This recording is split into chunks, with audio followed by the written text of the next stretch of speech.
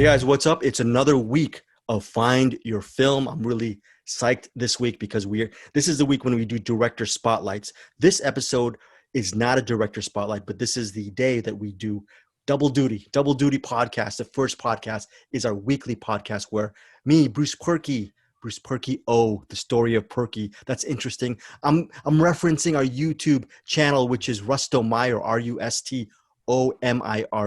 That is headed up by Bruce Perky Oh, the story of Perky.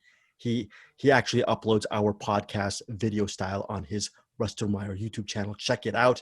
And of course, oh boy, I'm looking at names again from our YouTube thing. Eric Holmes has decided the audacity. By the way, I'm such a horrible podcast editor. I love Audacity. That's the only thing I can actually edit on Audacity, I'm sure. But you, Eric Holmes, you have the audacity to call yourself Eric Sorkin. That's like me calling myself Greg the Dragon Lee Srisavasti. Srisavasti. That's horrific. That is in reference. I'm just gonna spoil it right now. Eric it could have been Sorkin. Bruce Porkin. Eric Sorkin, aka Eric Holmes. This is in reference to the trial of the Chicago 7. You got to check out our. There is a gorilla right next to Bruce Perky who just waved. He just came in there. Folks. You got to check out the videos on Russell Meyer's YouTube channel. I was a little bit scared. There was it Bruce Perky? Was that a gorilla or an ape? I'm not good with the animals. Or is it just a primate? Are we primates? Was it a chimpanzee? What was it, Bruce? What was behind you? I didn't see anything. What are you talking about? Eric Sorkin, you're the writer. You're the natural writer. What was behind Bruce Perky as the shadow descended? What was that? I see an Evil Dead picture, runaway train. Okay, so I see a little bear cage from the Midsommar. Okay, folks, Find Your Film. I'm not sure. I'm honestly not sure what you're talking about. For your audio listeners, this is a radio drama, so I'm actually going to try to paint a picture. Bruce Perky and Eric Sorkin, aka Eric Holmes, are trying to make me believe that I'm seeing things, that I'm going a little bit cuckoo in the cuckoo clock.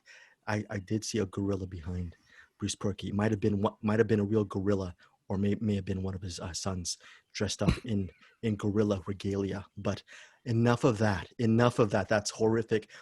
Are you guys gaslighting me? By the way, I've never seen Gaslight. That's a movie I have to see down the road. I also have to see Uncle Peckerhead. Again, it's been another week and I haven't seen Uncle Peckerhead. I am sorry to the filmmakers behind that. And because the reason why I'm very, very sorry is Bruce Perky really loves the movie. And I don't know if you know this, Bruce Perky, Eric Holmes, we're going to talk about a movie. He said, this movie is one of my favorite movies. It's going to be a toss-up, Bruce Perky. Eric Holmes said this.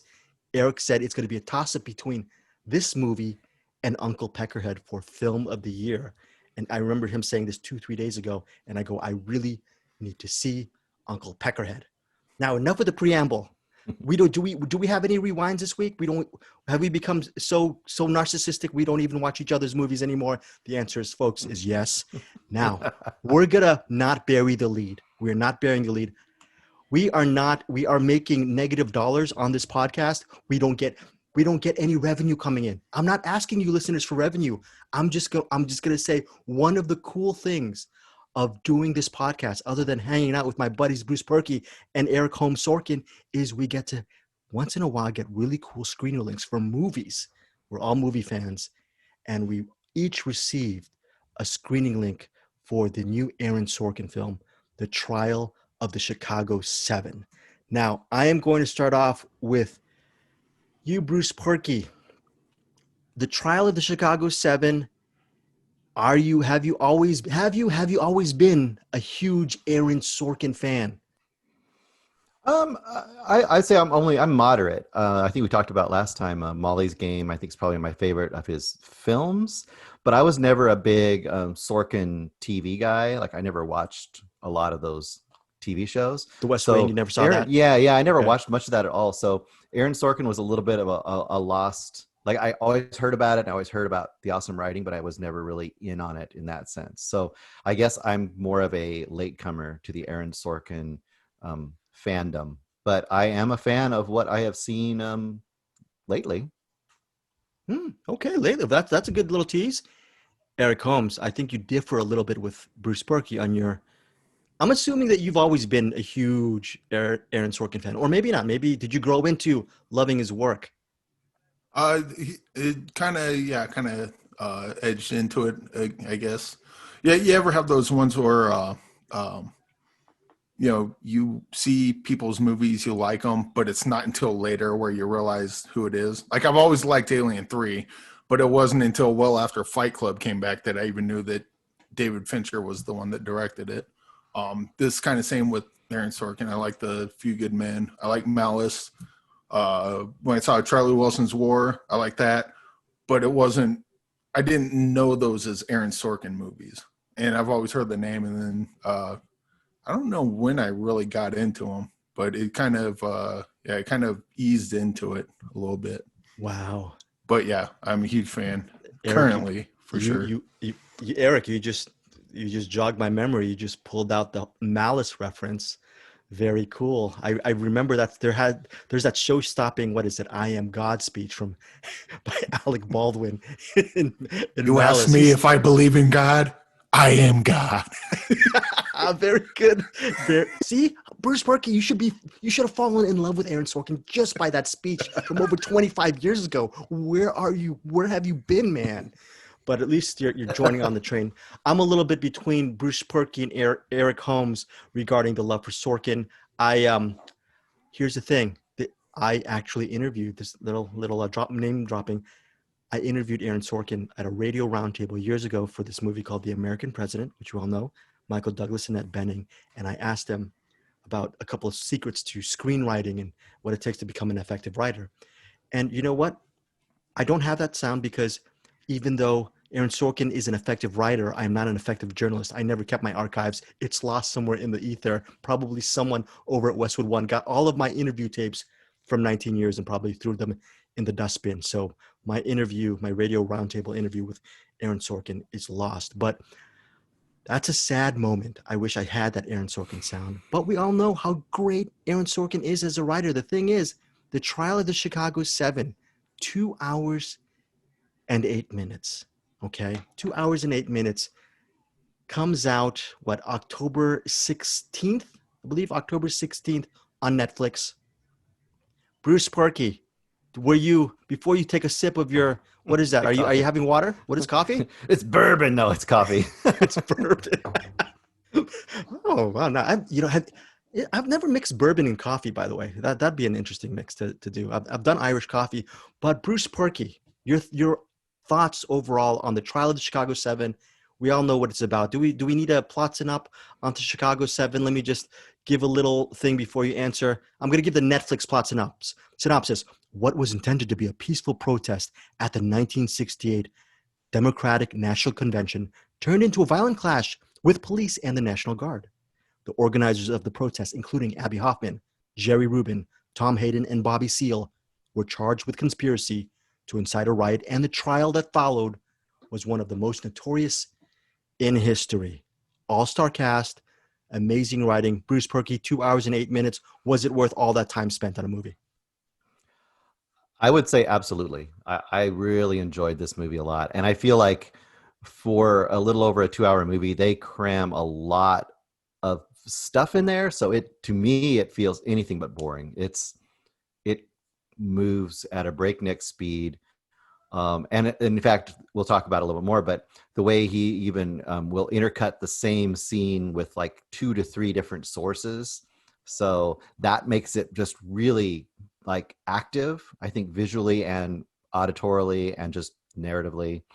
And it's surprisingly, for a courtroom drama, it's a crowd pleasing movie, and it's way more humorous than I thought it would be. I was really pleasantly surprised by the amount of humor in here, mixed in with some maddening political reality. So I really liked it quite a bit. Okay, Eric Holmes. I'm not going to spoil what I know what your reaction is, but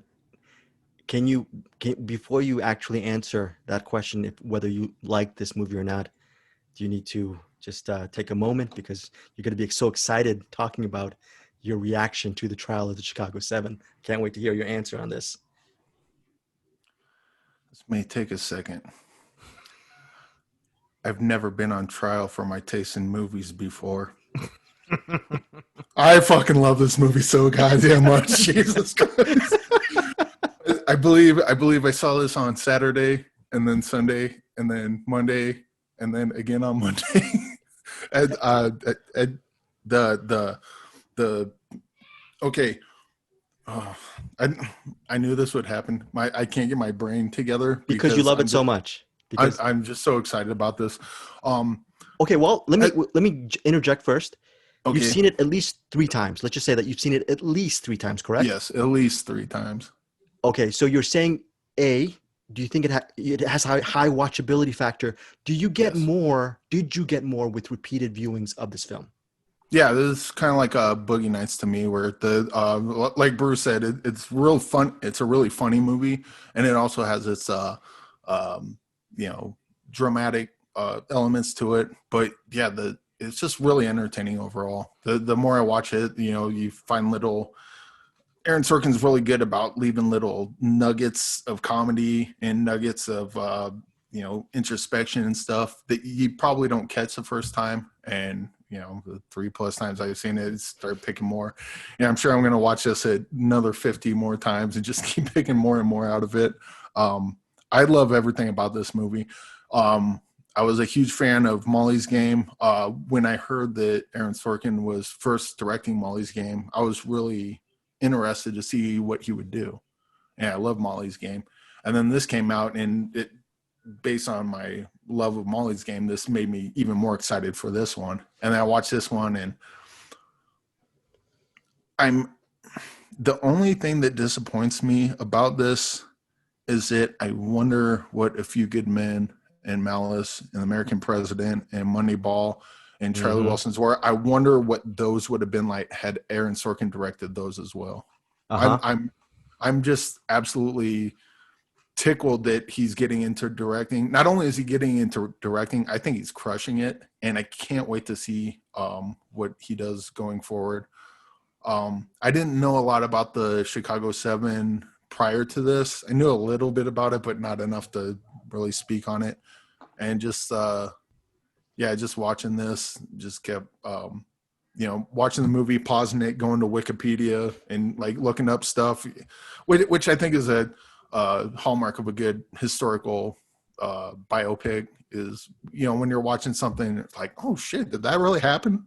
Oh yeah, I guess it did happen. Or maybe these characters, all the performances are great. And by all the performances, I mean all of the performances are great.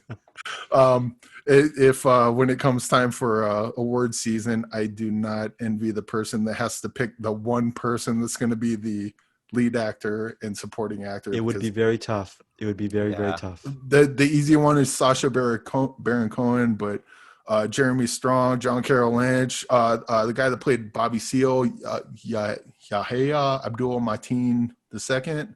Yep. Mark Rylance is fantastic. Mark Rylance, yeah. Mark Rylance is William Kunstler. Let's say Eddie Redmayne is Tom Hayden. Sacha Baron Cohen is, like you said, Abby Hoffman.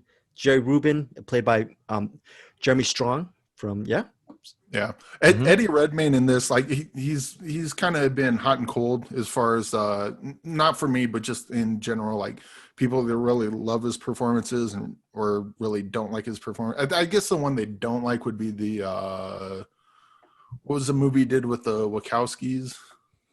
Right, Jupiter Ascending or whatever it was. Yeah, I didn't see that, so I can't speak to his performance on this. His performance in this movie, oh my god! I wasn't even watching Eddie Redmayne. I was just watching Tom Hayden. He was great in this. Everybody was fantastic in this. The movie, you mentioned it's 2+ hours, felt like 15 minutes to me. And about halfway through the movie, it felt like kind of it was wrapping up, because it does that. There's a lot of ebbs and flows, and I was getting a little sad, because it's like, oh, the movie's wrapping up. And then I checked the bar at the bottom where it shows how much time, and I'm like, sweet, we got another hour more of this. I got all excited. It's very rare that I watch a movie where I see that there's an hour left and I'm actually happy about it. And everything about this movie is fantastic. I love this. As you said, like my favorite movie of the year up till now was Uncle Peckerhead, and now Uncle Peckerhead and Trial of the Chicago 7 are butting head to head. I don't know who's going to come out on top, Wow. but I'm tickled pink that there are two movies this year that I love as much as I love these two. Bruce, would this be right up there as one of your favorites? You said you liked it. So that's still good Oh, praise. this would definitely be. I mean, I would be amazed if this doesn't end up in my top movies of the year. I don't know if it'll be my top movie yet. I mean, I'm just kind of waiting to see how everything falls out, but it's super good.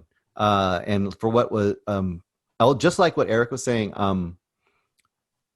exactly what he was saying. A movie like this, if it's working right, it's entertaining in its own right. Even if you don't believe any of it's true, it should be an entertaining story, which it is.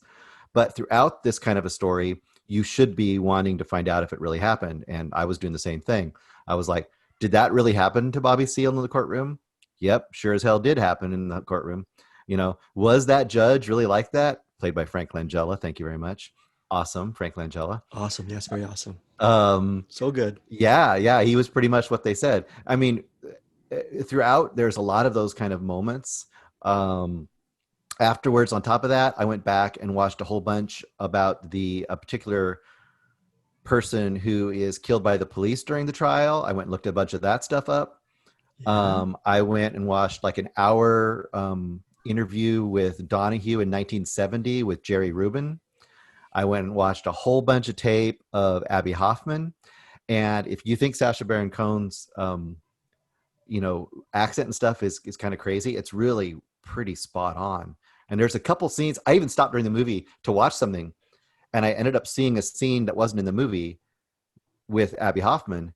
And then I saw that scene get shown later in the movie, and I was like, oh my God, that's the same scene. I can't say enough about how awesome Jeremy Strong is in this. I mean, he's hilarious. Yeah. He kind of comes across sometimes as almost like the dimwit, like stoner dude, which is really fun, but then he's not, and he's really smart too. It's kind of just his way of talking. It's a ton of fun. And to the directing point, and I don't know how much this is the editor versus the director, and I assume he has a big influence on this. I mean, what Sorkin's known for, the snappy dialogue and the back and forth and all this, he does that with the editing. And that's kind of what I was talking about. The way that, for example, the opening sequence, right? We can talk about that. The opening sequence kind of falls through all of the moments in the history that led up to this protest.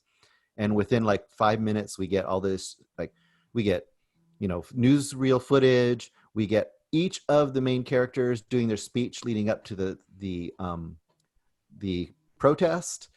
And it's all done really fast and intercut, and it lets you know every character and what's going on. And it's almost like a hype, like it hypes you up and you're ready to go. And it's quite a feat. It's pretty amazing. With courtroom dramas, one of the main failings of a lot of courtroom dramas is they can appear to be a little bit stage or play-like. And if you're fine with that confined space, those stage courtroom dramas can exist on its own and excel on its own.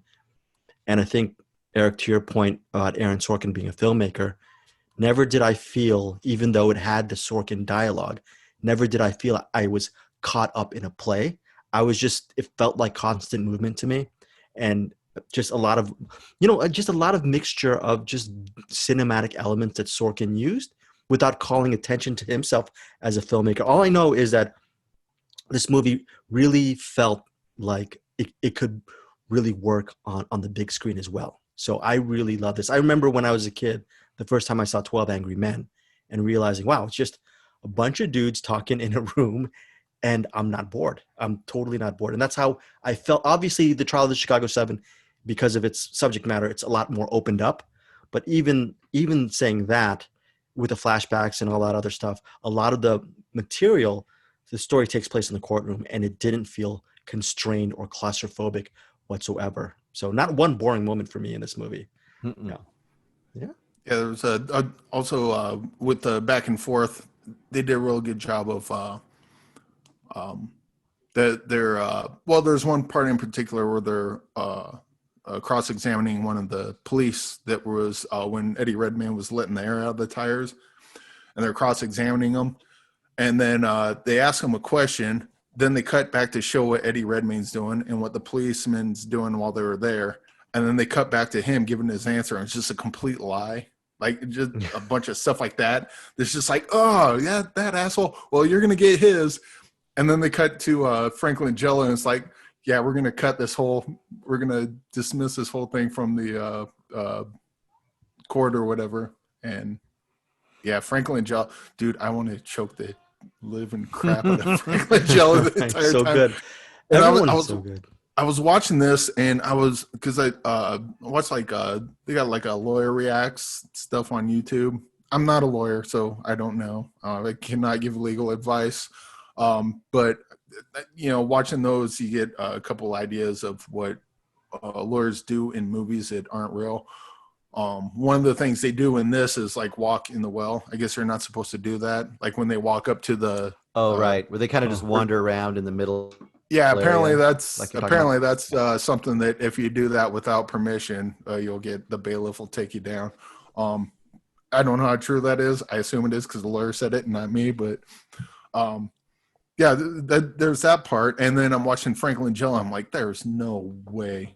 How is this person even a judge? And then, as Bruce said, look it up. That was one of the first things I looked up. I'm like, there's no way in hell this judge is that unfair and that much of a prick. And then I look it up and go, oh yeah, I guess he was. And doesn't that get to the point of the reality of the world, right? Yes. And that's what, I mean, obviously people are going to compare it to modern times and, parallels and so on and so forth. But the point that you can have that reaction and find out that that's true, and then reflect that into the reality and the injustices that we see now and then, makes you understand the protest. You know what I mean? Like, I mean, it's really effective at doing that in a really entertaining package. And I think that's the trick that's almost magic about this, is the fact that it's so entertaining. And I really literally say anyone could watch this and enjoy it. Oh, yeah. Even if they don't politically follow certain things, I don't know how you couldn't enjoy it. And to have that and wrap that up, and then also have moments that really hit you in the gut on top of that, that's a really weird and interesting balancing act he succeeds with in both the script and the filmmaking.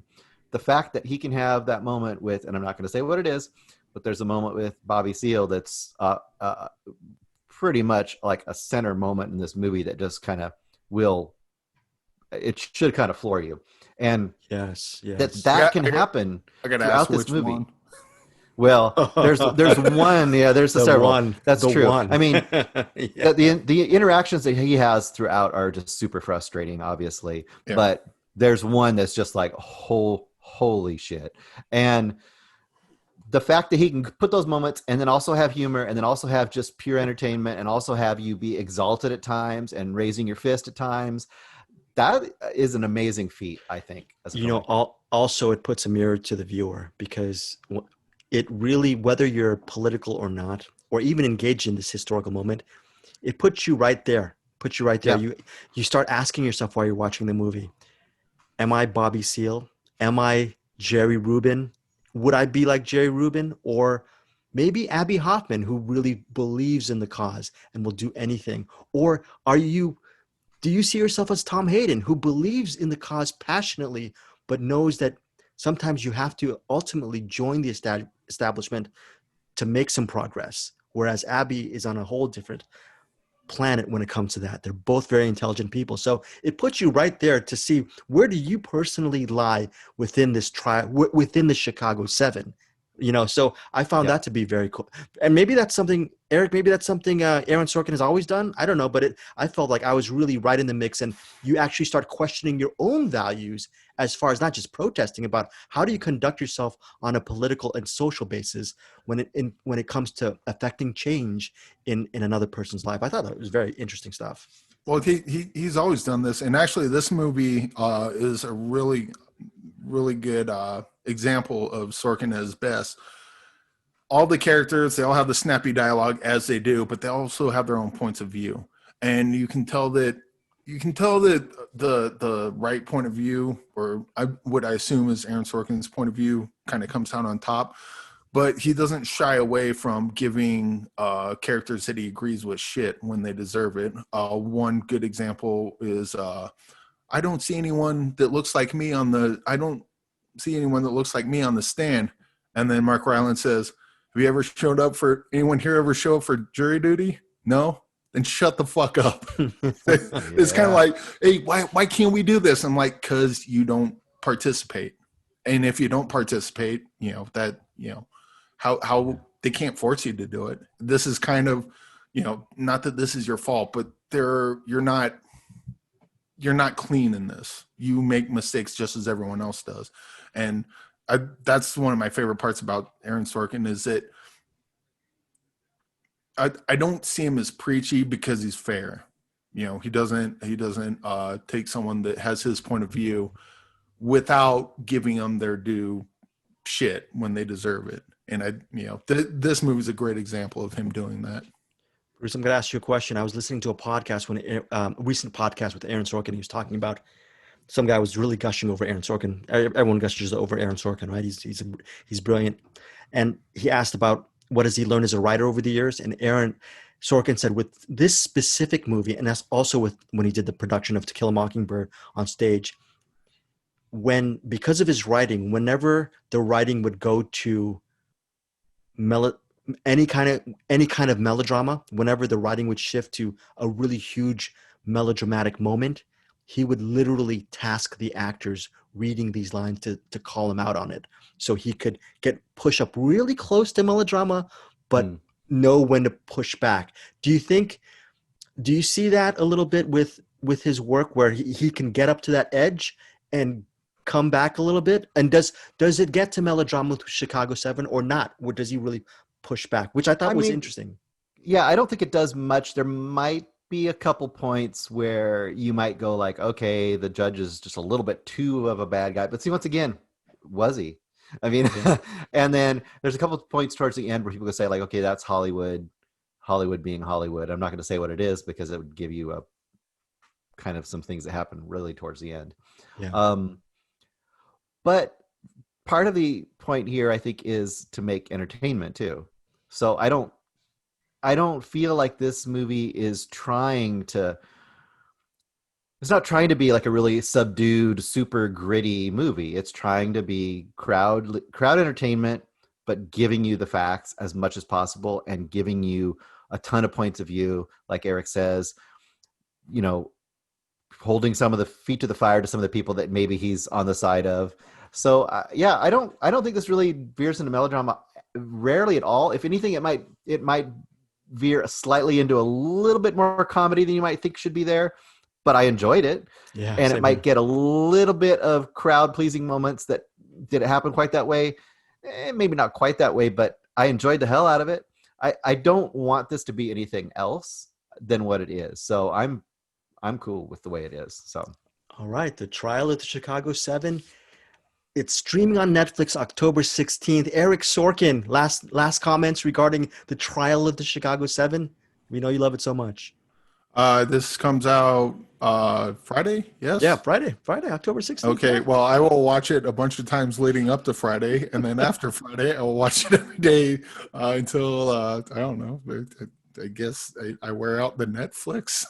Well, how about this, Eric Sorkin? If someone says, hey, Eric Sorkin, I love The Trial of the Chicago 7. What's my next deep dive regarding Aaron Sorkin? What other Aaron Sorkin movie, number 2 and number 3, would you recommend? Would you steer them to right after that? Assuming they haven't already seen Molly's Game, that Molly's Game would probably be my number 2. Yes. Steve Jobs is real good. Social Network, although, I mean, who hasn't seen Social Network? Anyone listening to this probably has seen that. Malice, I would check out Malice. It's kind of a bit underrated, and The American President. That one kind of leans more into the melodrama, but Malice and American President are the two, I guess, lesser, air quotes, lesser Sorkins. Mm-hmm. But there's if you get into them like I have, there's some joy to be had in those as well. And we love Aaron Sorkin. Again, The Trial of the Chicago 7 opens in Netflix, streams on Netflix, October 16th. Before we get to Bruce Perky's 2 picks, Eric Holmes' 2 picks, and my 1 recommendation, I force-fed my brothers in arms with a movie last minute like a complete punk, and I apologize to both of them because I try to get these screening links to all of us earlier, but they got this in the midnight hour. So thank you guys for giving. And they're wondering if I'm going to actually use this word to actually describe it, because I never swear. Here's a problem. Here's a good thing. Due to Eric Sorkin's inherent vice, inherent knack, the knack of his vulgarisms, and Bruce Perky also chiming in once again with an S word and an F word, our podcast is explicit. Not because of subject matter. We're pretty much clean guys, but these guys have potty mouths. So unfortunately, because I'm trying to be a little bit professional about it, I'm going to have to say the name. And we are an e-podcast. We're not a family podcast. So here's the thing. 2020 SXSW Grand Jury winner. It's directed by Cooper Raiff and written and directed by Cooper Raiff and starring Cooper Raiff. The movie, I'm trying to delay this as much as possible. The movie is called Shithouse. Shithouse is the name of the movie. What was that? You froze up. You froze up, Greg. You have to do that again. Shithouse. It's called Shithouse. I don't swear. Oh, Cooper Raiff. F you for coming up with this freaking name. It comes out in select theaters and video on demand October 16th. Cooper Raiff he's a 23-year-old kid. Youth. He's not a kid. He's a youth. And it centers on this college freshman named Alex, played by Cooper Raiff, who he's having a hard time just fitting into college. He has no friends. His only friend is this stuffed animal at the foot of his bed that he kind of talks to. His roommate, played by Logan Miller, is a bit of a jerk to him. His roommate's a partier and drinker and smokes weed, all that stuff, but he doesn't really let Alex in on the fun. One evening, Alex decides to tag along, and they go to this frat house called the Shithouse, where Alex starts bonding with his resident advisor. And he and this resident advisor, I'm going to pull up her name right now. She is fantastic in this movie.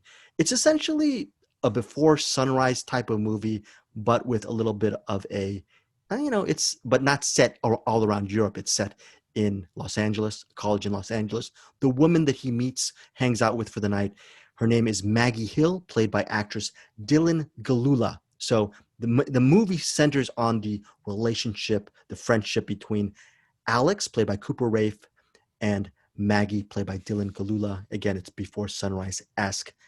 And it's a low budget film. I fell in love with this movie right off the get-go because it reminded me of how I was as a freshman at UCLA in college, and even how I am now as a 49-year-old aging Asian male podcaster. I still feel very close to that character in Shithouse. I hope Eric Sorkin and Riki-Oh, the story of Perky, don't kill me for recommending Shithouse. Let me start with you, Bruce Perky. Your thoughts on Shithouse?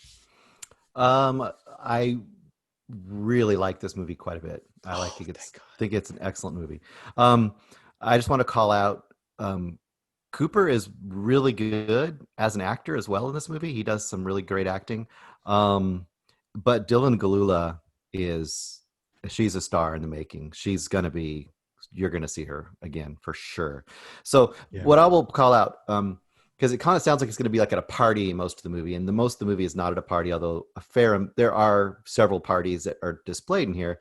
But the true heart of this movie is that super awkward, tentative, scary, like putting yourself out there for another person. But I felt like it was in a super genuine, it seemed like had to be drawn very, very straight from life. A big chunk of this had to be straight from life. And one thing I really appreciate, I'm not going to go into a lot of detail because we'll let Eric say what he thinks of it too, but I really appreciated how the red flags for both characters, they both have some pretty big flaws to be starting a relationship with anybody, whether they do or don't in this movie.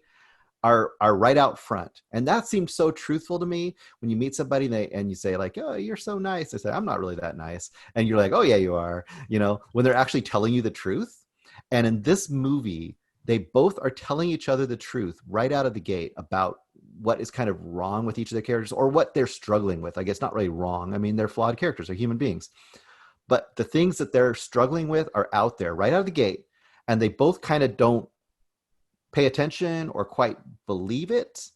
So you get to see them kind of go through that hazy stage of infatuation, and then you get to see kind of where that might come out at the other end. And it's done in a really naturalistic way, and I super appreciated the very genuine. I mean, the writing of this, I don't know how much is improvised. If it wasn't improvised, it is really well written for someone that young, in my opinion. Did where I'm turning 50, where Bruce, we're of the same generation. Eric is just a smidge younger than us. Did you feel that did you feel it connected with your own experiences when you were young in college at all, or not? Because I felt this was. I don't even think it has to be college. I mean, I think it does in the sense of the going away from home. So it could be any reason someone kind of leaves the nest. So it's basically those moments in life where all of a sudden, like, oh shit, I'm an adult. How do I navigate this world when I don't have that safety net? So I think that's universal. I mean, how can anyone not relate to that? I think. Wow. So you really liked it. I'm very happy. Eric Sorkin did not have your brother's Aaron's writing. It wasn't on this. It's not it was snappy. written by Cooper Rafe, not Cooper Sorkin. But did you still 14th cousin, not brother, 14th cousin. What did you think of Shithouse? This movie was a journey for me. Right off the bat, I hated this movie. I was like, I've seen this. I know where this is going. And and when I say I hated this movie, I clearly did not understand what this movie was laying down. And it's not till about halfway and definitely towards the end, it clicked. I'm like, I get it now, much like the character did. And this movie is definitely saying something. The Cooper Rafe's character, Alex, I think this movie's talking to people like his character, Alex. And there's definitely people of his age that absolutely need to see this movie because, I'm sure to some degree or another, all of us have been in Alex's position where, we have a certain mindset about things and we don't know everything, but we think we do. And I guess why this movie pissed me off, I thought this was going to be Alex's character being the whole world's against me, woe is me, so on and so forth. And then he, maintains the hero role throughout. And that's not what this is. And this actually, nope. Once I got to the turning point, I was kind of relieved. And I was like, oh, thank God, this is actually this has something to say. I don't know that it's a movie meant for me because, as you said, this is like stuff you deal with in your teens and your 20s that you eventually grow out of. And we're all in our 30s, so we're well past that. So that's a joke, folks. That's a listen in. But this is definitely, although it's not a movie for me, this is definitely a movie that I think is very important and very important for a specific group of people that they could probably learn a lot from this and probably learn, they could watch this movie, learn something about themselves and start changing that a little sooner than they would on their own. And for that, I think the movie works in that context and is actually quite good in that context. That's a very good point. I also want to mention Amy Landecker. Amy Landecker plays the mother of Alex, and I thought that felt like a very real relationship. It spoke to me because I related to the Alex character a lot. I found it a little bit hard first year at UCLA, even though my parents were in the Valley. UCLA's in Westwood, basically a 30-40 minute drive. I had one foot for 4 years, one foot at UCLA and the other foot at home. So I never really committed to either or. And so Eric, you're talking about people should this is sort of a value added experience for people who are in this stage. And I was definitely at that stage at UCLA. If I saw a movie like Shithouse, I can't believe how many times I've said shit in this podcast. This actually, I haven't said shit It's a forever. breakthrough. It's a breakthrough. It's a breakthrough. But thank you, Cooper Ray, for making me. No, anyways. But so I really related to the problems presented in this movie, and actually, put a little bit of a light on. I also, Bruce, I also like Bruce. You were talking about the lies that people share in this movie. It's people coming out with the truth. I also love the fact that when there are disagreements, the story doesn't really take one full side. Each person in this friendship, they I have think their problems. Things that you might take in a more simplistic version of this, and I think this is kind of what Eric's getting at too, is that things that people might take as cruel and one character is like the good person isn't really the way that this movie plays out. Whereas sometimes things that are coming across as cruel, even though they might be presented in a way that seems kind of cruel or blunt, they're actually not wrong. And another character has to kind of figure that out. And that's the surprising turn that I think this movie takes as far as how it treats its characters. And considering that the writer and director and actor of this movie is kind of playing one of the main roles, it definitely shows that he has at least some degree, I would hope, of self-awareness based on how he's playing his own character out. I think it's kind of interesting as well. So I thought it was pretty darn good. Yeah, pretty. And I can imagine, like Eric says, if I were like 20, this could be like my movie. This could be it. Totally. Okay. Well, cool. Recommend from Bruce Berkey. Recommend from me, Eric Holmes. Sort of, not a recommend for it. It's sort of a. I don't know. You'd recommend it to certain people, right? Who like this genre. I would recommend. If you're like me and you get like, say, the first 20, 30 minutes in and you're hating this movie, stick with it. It's not what you think it is, and it gets better. Like it doesn't go in the direction that you think it's probably going to go. Okay. At least the way I thought it was going to go, because I'm dumb sometimes. I don't always get it. Yes. Okay. No. I'm dumb too. Remember the mantra is Bruce is the only smart one in this trio. Dumb. I would just say, stick with that. That's okay. I'll live with that. I would say that I cannot wait for what's his name, Cooper Rafe. Yes. Yeah. I cannot wait for his next movie, Fuck Bucket, to come out, so we can hear Greg just say "fuck bucket" over and over again. Thanks again, Cooper, for all the words. Just clean it up next time, buddy. And we really loved your movie. Okay, at least So you a-hole, Cooper. Anyways, so that is Shithouse. One more time, I'm going to say that it's theaters and video on demand October 16th. Now let's start off. We each have a couple of movie recommendations. Let's start off with Riki-Oh, the story of Porky. What is your first recommendation?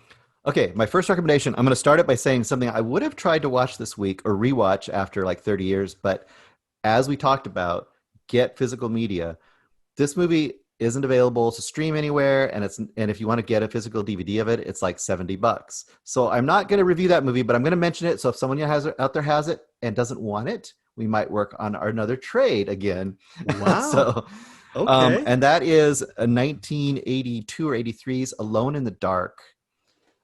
Which is a movie that stars Jack Palance, Donald Pleasance, and Martin Landau as escaped insane asylum inmates that go on a killing rampage.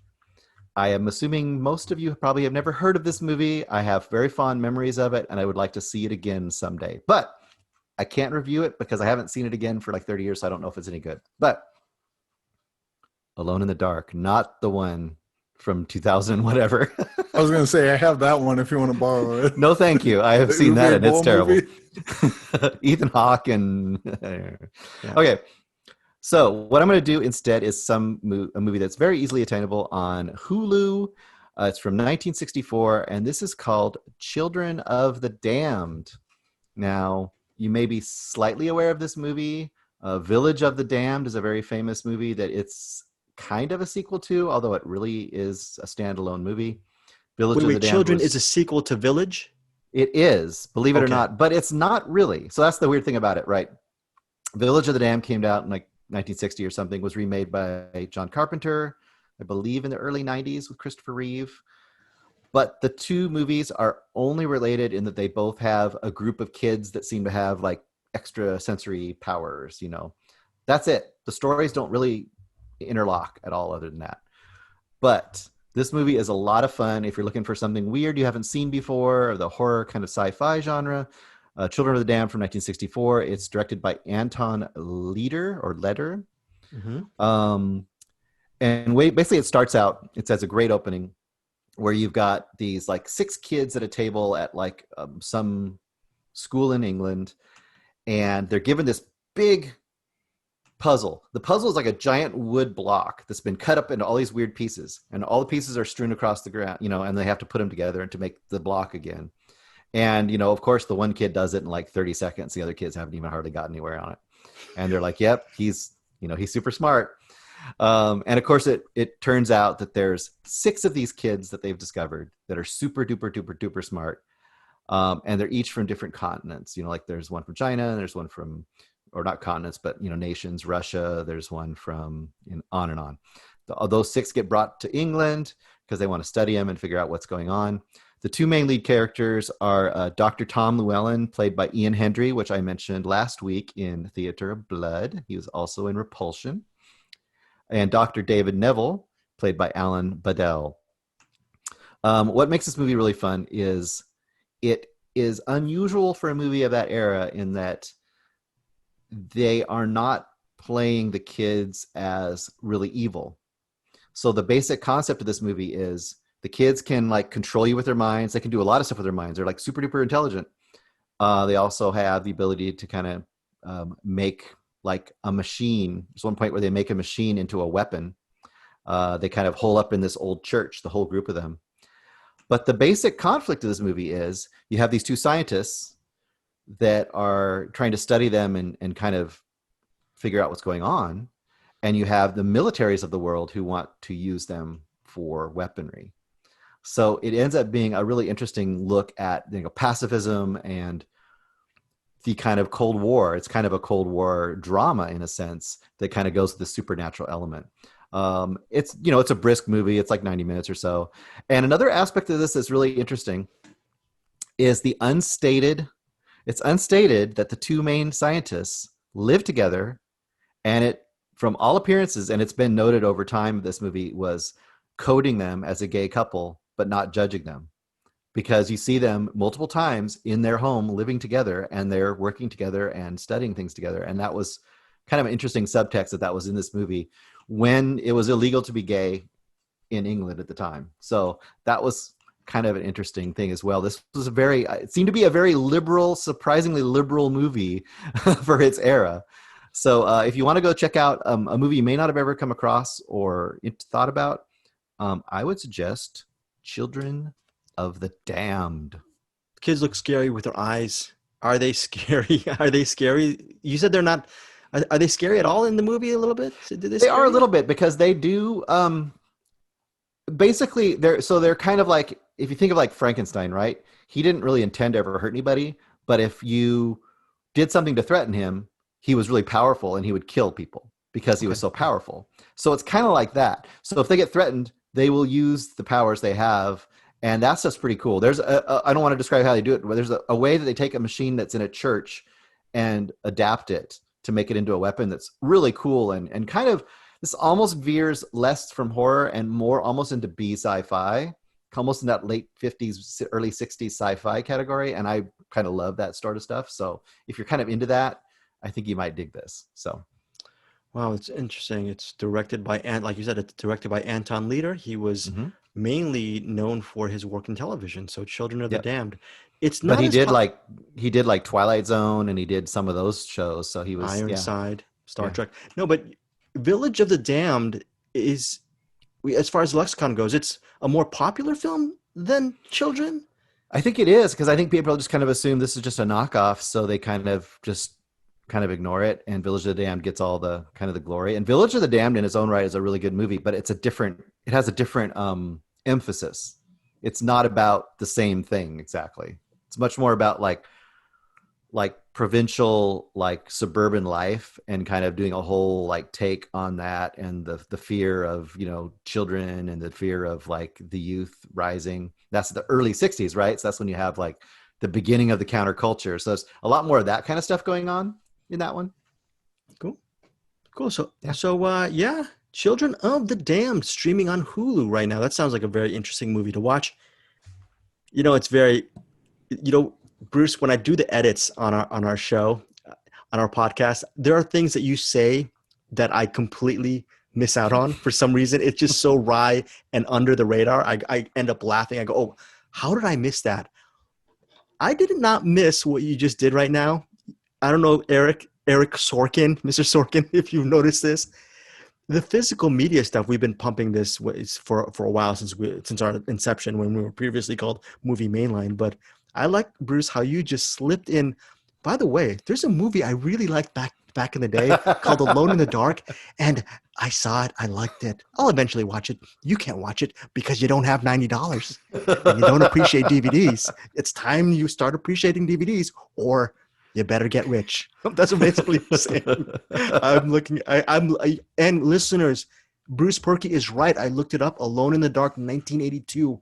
You can only buy it, Bruce, exactly for $90. And so congrats on that, Bruce. That's a great recommendation. Hopefully, listeners, if any of you've seen Alone in the Dark, or if you have a $90 copy of it, please send it to Bruce Perky, and we can do our That's DVD right, damn it. chain. That's gonna be a different DVD chain. That'll be like a Buckingham Palace, very Yeah. very priceless DVD chain. Eric Holmes, have you ever seen Alone in the Dark? And are you still collecting Blu-rays and DVDs as we speak? You're still buying? Because Yes. I've been going to Dollar Trees the last several weeks, and I basically have no money left. My shelf is filled with dollar DVDs, dollar Blu-rays. I am still collecting them. I've seen the Uwe Boll Alone in the Dark with Tara Reid, and she wears the glasses because she's supposed to be smart, and I thought Yes. she looked very smart in this picture. Alone in the Dark is what it is. I have not seen the one that Bruce is talking about, though. No. Don't you want to see that with that lineup? Yes, I do. I know you do. As soon as you said Alone in the Dark, I'm like, ugh. And then you started saying the lineup. I'm like, wait a second. This is not that same one. Right? Oh my gosh! And it also stars Dwight Schultz. Dwight Schultz from the A-Team. He played. it's so fucking good. That's so amazing. Great choice for Alone in the Dark. Eric Sorkin, you're not. I'm sure you're unlike me. You are not alone in the dark too much. Hopefully, you have companions now and again. What is your first pick of the week? The first pick, I guess, will go along with the physical media thing. I don't think this is streaming, and if it is, I'm not sure where. But I was looking up DVDs, and I finally found this one. Public It's access, directed by Bryan Singer, right? Bryan Singer, written by Christopher McQuarrie, Bryan Singer, and Michael Dugan from 1993. I've always wanted to watch this in spite of Bryan Singer's pass, and we'll get into that a little bit. Wait, But, you've always had the DVD? You just purchased the DVD? Well, what? No, what I happened? just got it. I just got it this week. Okay, just from Amazon, or did you just go to your local? There's a place called Entertain Mart here in Colorado Springs, and they just it's basically just a giant warehouse with like DVDs and video games and stuff. It's wow. it's like a giant nerd palace. If you ever come to Colorado Springs, look me up and we'll go hit up Entertain Mart, hold hands, and skip down the aisles. So they have a really I good would selection. do that. Yeah, I would totally do it. So they have a great collection of movies there? Oh yeah, they got a bunch of them.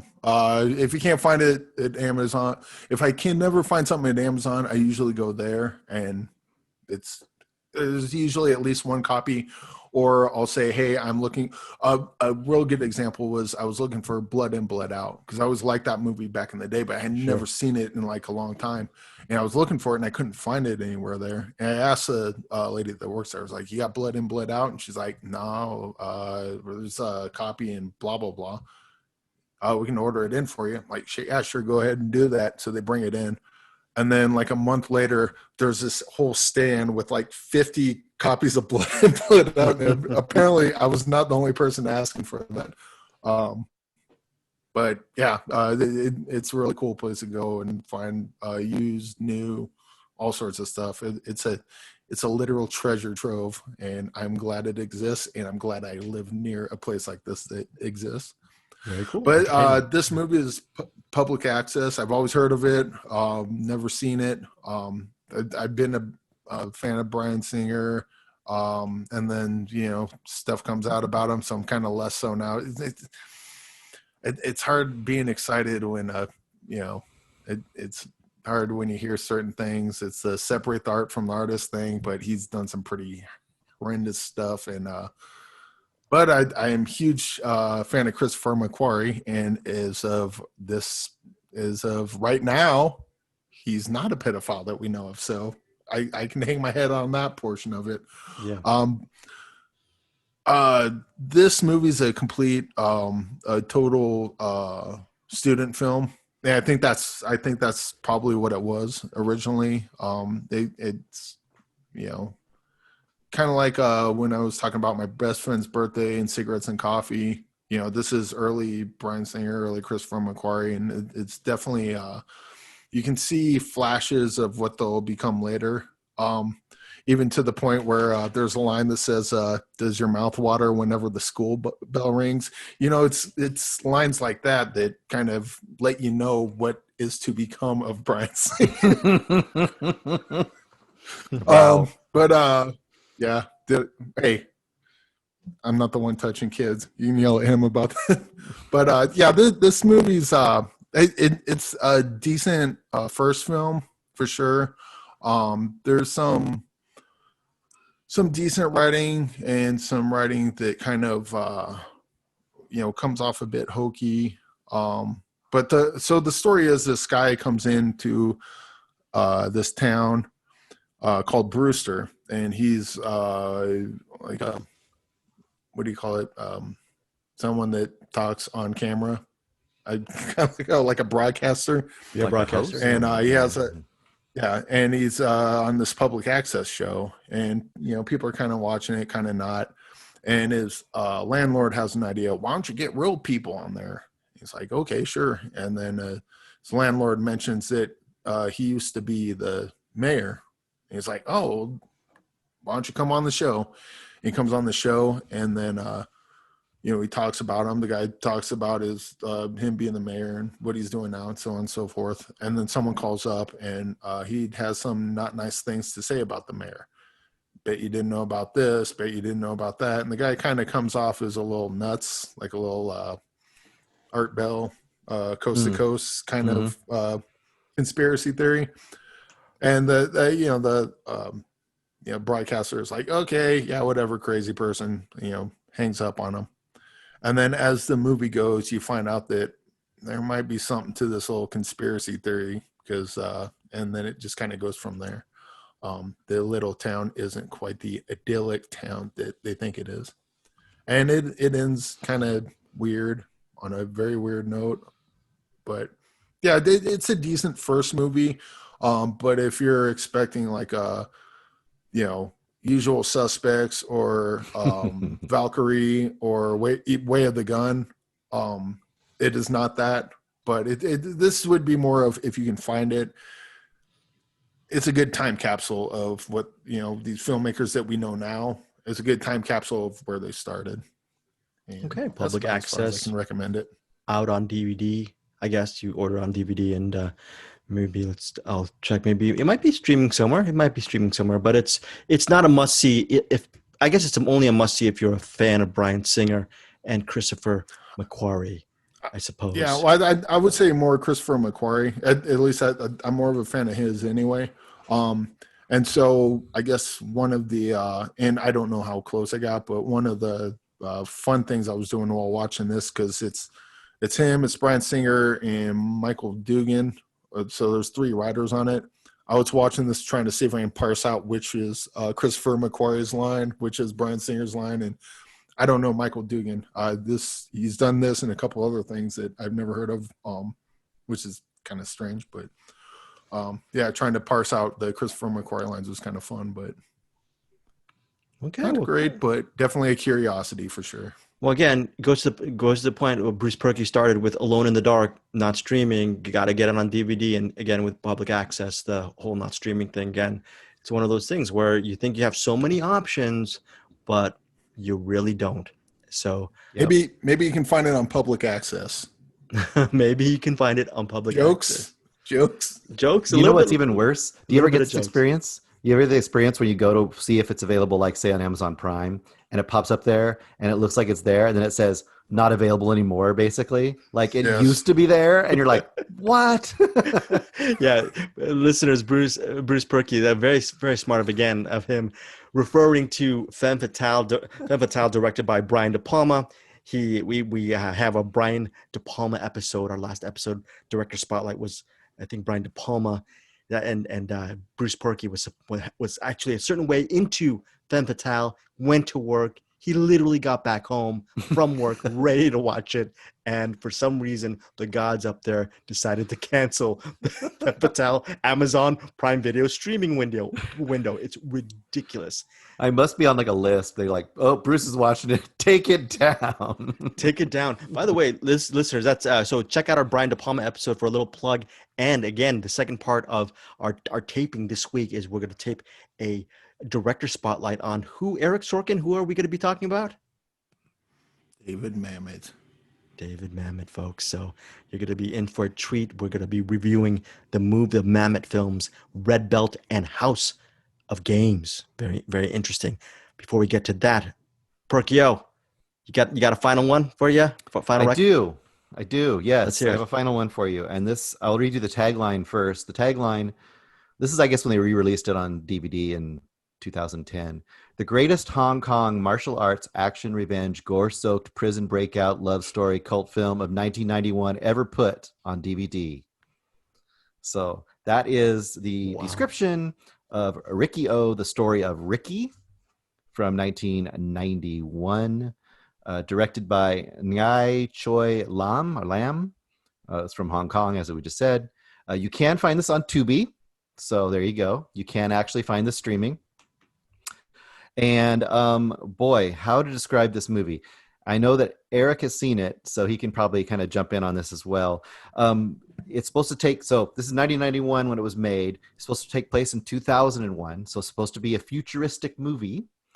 And it follows Riki-Oh, going into prison, into this futuristic prison in Hong Kong. And it's kind of a little bit trauma.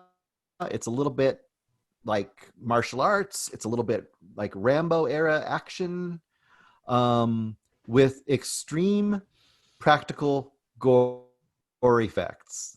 So you might have a scene in here where, I mean, you know, the obvious thing when you go into a prison movie, right? The new guy goes into prison and some toughs approach him to, you know, challenge him or whatever. And a fight ensues. And in this movie, instead of the fight ensuing and, you know, your hero kind of coming out on top after a tough fight, here he might literally punch his arm through somebody, or he might hit them, knock them on the ground, and their head will go into a board with nails on it and impact, you know, like impale their whole head on it, and their eyeball might fall out. It's insane. It's super cartoonish.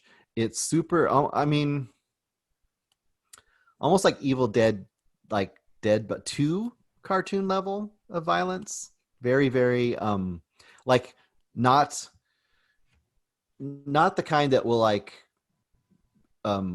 disturb you. More almost humorous in the way it's done.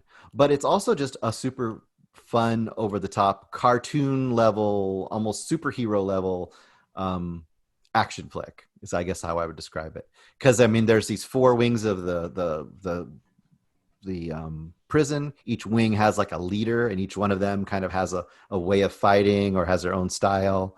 And there's the warden, and he's his own kind of crazy. He's got his eyeball that he can take out, and he can shake stuff out of it, drugs out of it, and take the drugs. I mean, it's that kind of level of crazy.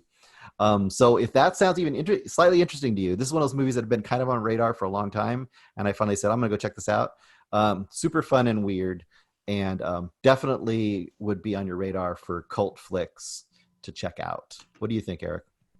Yeah, it's been a long time since I've seen this one, but this was one of those, my friend Trent had this, and we would watch it. And it's just one of those like if you ever seen like Tokyo Gore Police or Yeah. The Machine Girl, it's kind of that heightened violence. And this is the one with I think if I'm correct, this is the one that they used the clip on the Daily Show where it's a guy smashing the head, Yeah. and the head just kind of crumbles into like a Yeah. kind of like smashing a watermelon. This story wise, I remember absolutely nothing about it. I just remember just a bunch of kind of over the same with Tokyo Gore Police and Machine Girl. I remember the violence of it because it's so over the top and, like you say, just crazy and inventive and kind of funny. This is definitely a movie that this is like a midnight movie. This is the type of movie that midnight movies were made for. This is one of those movies you get together with a bunch of your buddies. You all get some pizza, some beer, and you don't have to watch it that close. And then all of a sudden you'll stop and go like, "Whoa, what just happened? Back that up and let's see that again." And it's just go ahead. Oh, I was gonna say this is the movie that when you get like you say, you get the buddies and the pizza and the beer, and you put in Future Kill, you take out Future Kill and put Riki-Oh in instead. Yeah, and this just never stops. And every time it breaks down to have a little like flashback to how he got there or something, like the flashback is super short and also crazy, and then it gets right back into the action. It's definitely almost like a video game movie, where there's just different levels, and each level's a little crazier, and he has to, beat that boss. And there's a weird thing in this, and I don't know if you remember this at all, but Eric, there's a weird thing as he's fighting each kind of boss guy, like head of each, wing of they partway through the battle, they'll be totally almost dead, and they'll all of a sudden be on his side. There's this weird thing where they'll be like, they like respect him, and now they're also against the true enemy, which is like the warden. And that's a really interesting thing that kind of goes on in this movie that as you watch it. And I don't remember what happens to the warden at the end, but that is amazing. No, I'm definitely have to pull this one out again because it's been. I think I probably saw it in like 99, 2000. I saw it in the year that it was probably set in, I think. Yeah. It's on Tubi. I mean, go check out like half an hour. You'll probably end up watching the whole thing. It's more than likely. Yeah, it's just ridiculous. It's just ridiculous. Riki-Oh, the story of Ricky. Like we said, 1991 on Tubi, Tubi. If you don't have that streaming service, use it. It's free. Get it on your tablet. Get it on your Amazon Fire. Again, we talked about it. It has commercials. It's free. The commercials, Bruce, you are witness to this. They are not as intrusive as no.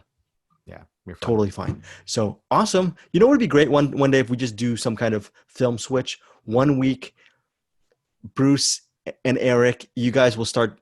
You will review. Your movie picks will be coming of age, touchy-feely weepers, and I'm just gonna come in with some really hardcore gore fest type of movies, and we'll just flip the script. And we'll see. Greg's gonna come in with like Martyrs or something. It's like, hey, I watched Martyrs this week. It'll be a nice little switch where we do that, and then you guys talk about how Eric, you're going to be talking about Ally McGraw and Ryan O'Neal in Love Story. That'll be a nice little selection. I saw this movie called Solo, and it was very coming of age story, much as you were talking about. Okay, now that's double flipping the script, and that's not allowed, Eric Holmes. And you know what? I can't wait. I can't wait till you review it, and then Bruce Perky will say Solo is a turd, because that would be completely accurate. That would be True. Accurate. Solo is a turd. Listeners, I'm sure you guys know that is a reference to the Pier Paolo Pasolini film, Salo, 120 Days of Sodom, which is not a really great feel-good movie. I hope, Eric Sorkin, I'm gonna have one more pick, but Eric Sorkin, what is your last pick of this week? My last one actually just came out, I believe, last night on YouTube. My friends do a podcast called CF3, and I was on their first episode, and the movie that we talked about on that was called Never Hike Alone, which was a Friday the 13th fan film directed by Vincent DeSanti. And I really enjoyed it. And I would recommend any fans of Friday the 13th check it out. And last night just dropped a new one. First one was Never Hike Alone. This one's called Never Hike in the Snow. It's basically another Friday the 13th movie, but it's at Camp Crystal Lake and it's in the snow. This one and the Never Hike Alone both I think are they stand out to me as far as fan films go, because my biggest or I guess my only the only thing I see of fan films is like the Star Wars fan films they have on YouTube, which is someone looking stoic and they got a green lightsaber, so they must be the Jedi, and someone else looking stoic and they got a red lightsaber, so they must be a Sith. And the whole 15 minutes of the short film was them sword fighting, and then they roll 18 minutes of credits, and they're pretty lame for the most part. Both of these actually have stories, as much stories you can expect from Friday the 13th. This one actually gets more into or hints more at Jason's past and his relationship with his mom, who's now dead, but still kind of talks to him. You can tell that these people are huge Friday the 13th fans, because they have like little nuggets that they drop as far as lore and previous Friday the 13th. And it even stars Tom, I don't know his name. Tom Matthews. Is Tommy Jarvis from, was it Friday the 13th 6, I think? Yes, and Return to the Living Dead. Yeah.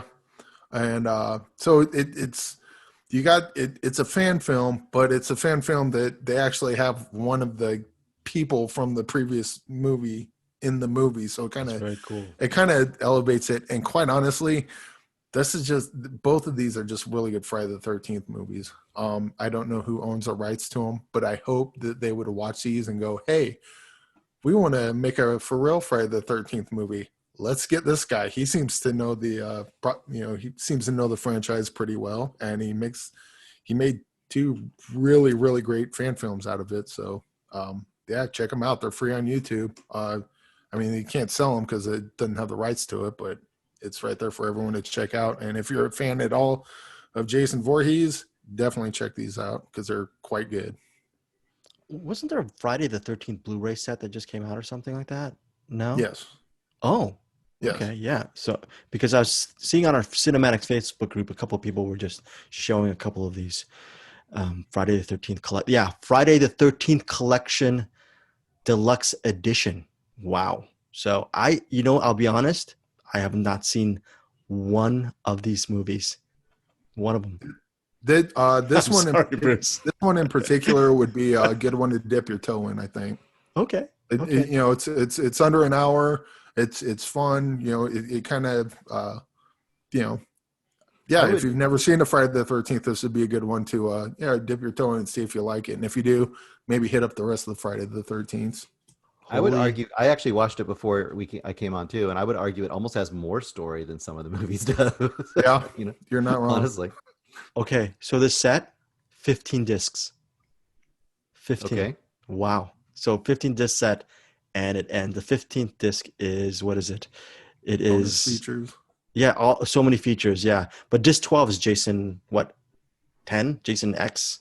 And then Jason Goes to Hell. I think they have every one of those installments. So that is amazing. I got to start watching those. I got to watch Goonies. I got to watch Rosemary's Baby, Uncle Peckerhead. A lot of things. My one recommendation of the week is this movie called The Opening Act. The Opening Act. It's written and directed by Steve Byrne. He is an Asian American, okay? And the lead actor is this guy. I don't know if you guys watched Silicon Valley. Jimmy O Yang. He is the lead in The Opening Act. He's very good in this movie. He plays this stand-up comic, this just newbie stand-up comic who really, his name's Will. Will, played by Jimmy O Yang. Will, he quits his dead-end job. His boss, by the way, is Bill Burr. Pretty funny cameo by Bill Burr. He quits his job. He decides to go on an MC gig. I forgot where it was. He goes cross-country to become an MC for a stand-up comedy club for the weekend. And he ends up serving as the opening act for Cedric the Entertainer, who plays this other comic, this legendary comic in the film. It's a very good movie. And what's interesting about this and what gets my goat is, as this, I don't know if you guys like stand-up comedy. It's a very entertaining look at the ups and downs of the business, but it's also very funny. You see a lot of people doing their stand-up act in the film, and you see also Jimmy O Yang. He's not Jimmy O Yang right now, where he's an experienced comic. He's playing Will, a guy who's still inexperienced, still learning the ropes. So you get to see him bomb a little bit in the movie, which is tough to watch. But this movie is really entertaining and cool and fun to watch. But the lead story is, for me, being Asian American, it's directed by an Asian American and it stars an Asian. And I interviewed Steve Byrne recently. Bruce, you saw the video. Mm-hmm. None of the major media markets are picking this movie up as far as just even granting an interview. I was thinking, just on a stats level, I was going to ask you guys, I've been doing interviews and reviewing films since 1991. I can't remember, and I've seen hundreds of movies, maybe thousands, because of my job, not including the movies I watch. I can count on just one hand, maybe at the most, films starring an Asian actor or Asian American actor that has nothing to do with Taekwondo, Yeah, futuristic sci-fi. that's made in America. They're great about like importing them in, but made in America. Made in America. Yeah. So the double duty for me was the people involved in this movie, cool, and the stats that, yeah, it's an Asian in the lead, Asian male in the lead. We're basically invisible as far as, minority representation in cinema. I'm sure it's getting a little bit better in television, of course, but in cinema, very, very invisible. So I'm surprised that this movie isn't getting a lot more run. It hits VOD, digital, and select theaters October 16th. Aside from that minority representation thing, it's just a cool movie to watch. Cedric the Entertainer and Jimmy O Yang are very good. Cedric plays the mentor who kind of, in a way, reluctantly takes the kid under his wing. And I loved a lot of their real scenes together. And I just really enjoyed this movie. It's an indie film by Steve Byrne. Really well done film. And I'm not just praising it because the dude's Asian. I'm so happy to actually endorse this film as a very good movie. So the opening act, it did really piss me off when I interviewed him, and for him to tell me that it's not getting picked up by the major outlets. Bruce, do you have any idea why? I mean, it just seems like a no-brainer to spotlight this kind of stuff. Well, I mean, we could go down the line on how short-sighted Hollywood is about figuring out who to market to. And it takes them, they're usually 20 years behind the times in figuring out that they've got markets and that people will watch movies that are not necessarily of the origin of the person in the movie. What's up with that? I was actually gonna plug your interview. I think your interview was really good. If you're not a Cinematics Patreon member, maybe you should do that, because there's a bunch of things that Greg has done over there.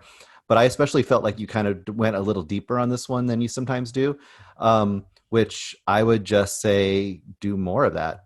I mean, if they'll let you. I mean, I know a lot of times you're limited in how long you talk to people, but he obviously was vibing with the conversation, and there's a point where it stopped becoming, let's talk about the movie, and it started just becoming talking. And that was really fascinating, I thought. So don't you tell me how to interview people, Bruce. I'm telling you how to interview people. Thank you so much for the praise. Until you've watched one Friday the 13th movie. Fair enough. Fair enough. There's like 20 of them out there. Just watch one. Shots fired, and I will take those shots until I start actually watching some of these movies for real. Thank you, Bruce Perky, for those very, very kind words. Okay, that's enough. We've had a lot. This was a long, meaty episode. I blame Aaron Sorkin and Eric Sorkin for leading us off with such a meaty film. That said, Eric Sorkin Holmes, do you have anything to say? Lead us out. You're a great interviewer. Don't hit me. No.